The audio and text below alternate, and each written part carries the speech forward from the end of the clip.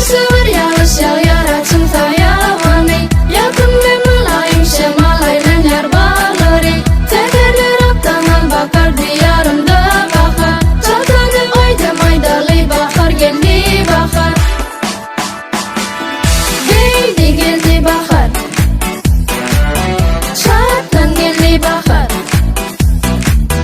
Geldi geldi bahar, çatlan geldi bahar.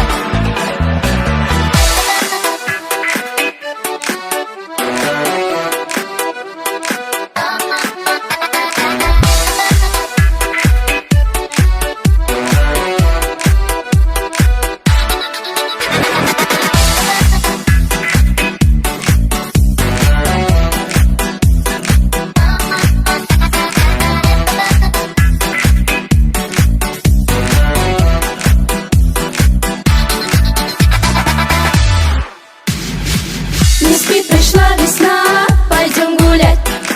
Весенней свежестью будем дышать. Забудем про снега и холода, настроимся на лад. Весна, весна.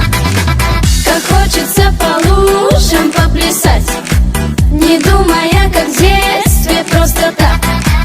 Пускай смеются люди, не смотри.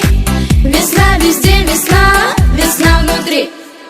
Чего ты ждешь? Давай, вставай, скорей пойдем с нами в пляс. А как ты думал, на дворе весна специально для нас? Она разбудит все вокруг, зверей, деревья, цветы. Стучит давно уж на дворе, капель празднейший пыль.